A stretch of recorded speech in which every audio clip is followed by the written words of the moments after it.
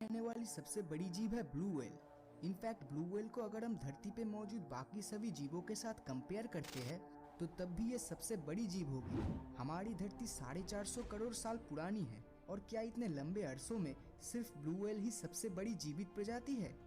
वैसे blue whale को मछली कहना गलत होगा क्योंकि ये एक मैमल्स प्रजाति की जीव है। मछलियों की प्रजाति के हिसाब से द ग्रेट व्हाइट शार्क आज के समय में सबसे बड़ी मछली है। इनकी लंबाई करीब 15 से 20 फीट तक होती है। लेकिन जैसे आज से लाखों साल पहले धरती पर डायनासोर एग्जिस्ट करता था, ठीक उसी तरह एक शार्क की प्रजाति भी अतीत में मौजूद थी और उसका नाम था मेगालोडॉन। मेगालोडॉन आज से लगभग 30 लाख साल पहले समुद्र पर राज करते थे। इसकी लंबाई 60 फीट और इसका जबड़ा करीब 3 मीटर का होता था, जो कि एक इंसानी शरीर से काफी ज्यादा बड़ा था।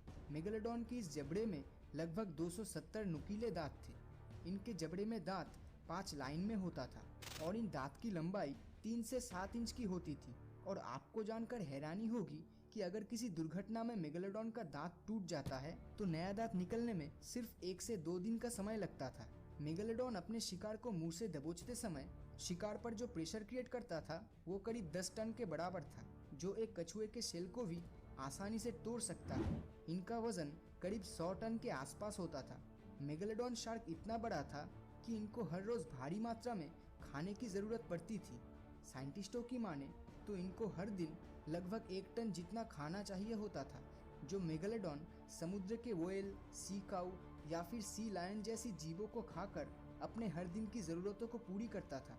मेगालोडॉन के बच्चों का वजन 2 से 3 टन और लंबाई 10 फीट का होता था और इनका जन्म समुद्र के उन इलाके में होता था जहां पर पानी की मात्रा काफी ज्यादा थी, क्योंकि जिंदा रहने के लिए इन मछलियों को ज्यादा से ज्यादा पानी की जरूरत होती थी। इसी वजह से मेगालोडॉन शिकार करने समुद्र के किनारे पे नहीं जाते थे, क्योंकि इन जीवों का आकार बहुत ज्यादा बड़ा था और पानी का लेवल कम होना मतलब इनके लिए जानलेवा खतरे के बराबर था। तो इतनी बड़ी और शक्तिशाली प्रजाति होने के बावजूद ये मेगालोडॉन विलुप्त कैसे हो गया? क्योंकि डायनासोर्स जैसे जीवों के खत्म होने के पीछे भी एक बहुत बड़े एस्टेरॉयड का हाथ था। लेकिन मेगालोडॉन के साथ आखिर ऐसा क्या हुआ था? मेगालोडॉन के विलुप्त होने का कारण आज भी ठीक तरह से पता नहीं चल पाया है।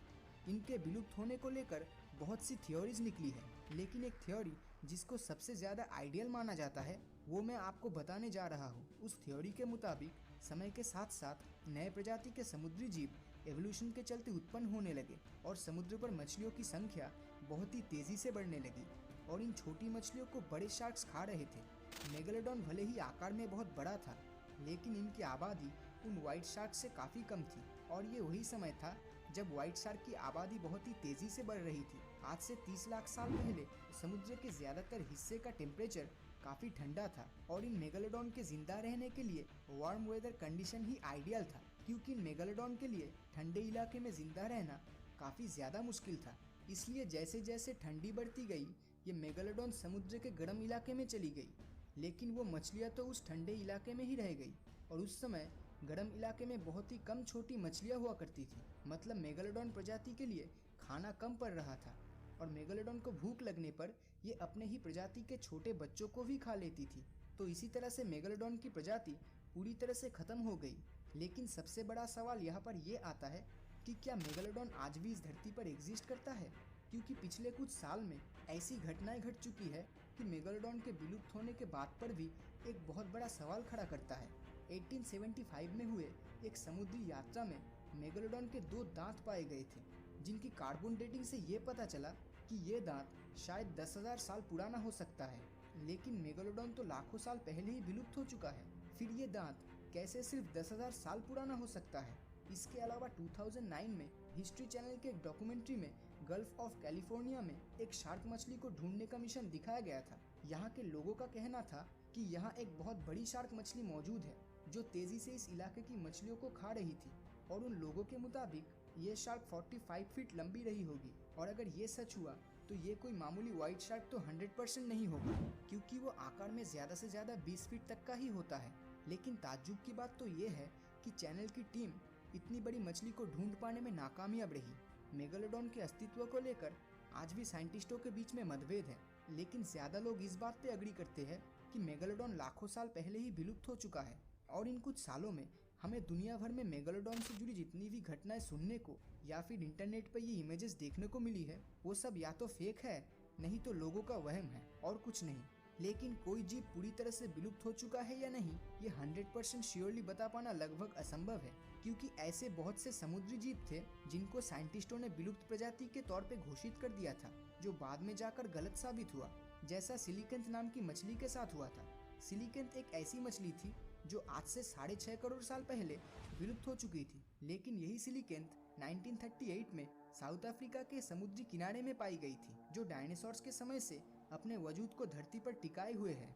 इसके अलावा मेगामाउथ शार्क एक ऐसी शार्क की प्रजाति है जो करीब 7 मीटर लंबी होती है। लेकिन ताज्जुब की बात तो ये है कि 1976 से पहले शार्क की इस प्रजाति के बारे में साइंटिस्टों को पता ही नहीं था कि इस तरह की कोई शार्क भी धरती पर एग्जिस्ट करता है। आप में से कईयों ने मरियाना ट्रेंच के बारे में तो सुना ही होगा, जो दुनिया की सबसे गहरी जगह है। वैज्ञानिकों की माने तो वहाँ पर ऐसे विचित्र प्रजाति के जीव हो सकते हैं कि उसका अंदाजा भी शायद हम नहीं कर पाएंगे। 21st सेंचुरी के इस मॉडर्न टाइम पीरियड में भी हम आज तक समुद्र के सिर्फ 5% एरिया के बारे में ही ठीक से जान पाए हैं, और बाकी के 95% के बारे में हमें कोई भी आइडिया नहीं है कि वहाँ पर क्या हो सकता है, क्योंकि समुद्र इतना विशाल है कि वहाँ पर सिर्फ एक पर्टिकुलर प्रजाति के जीव को ढूंढ पाना बहुत ही मुश्किल है। तो क्या मेगालोडॉन भी समुद्र के उन 95% अननोन रीजन में आज भी मौजूद है, या फिर वो पूरी तरह से विलुप्त हो चुका है? तो इस मामले में आपकी क्या राय है, नीचे कमेंट करके ज़रूर बताएं। और अगर ये वीडियो आपको अच्छा लगा हो तो इस वीडियो को लाइक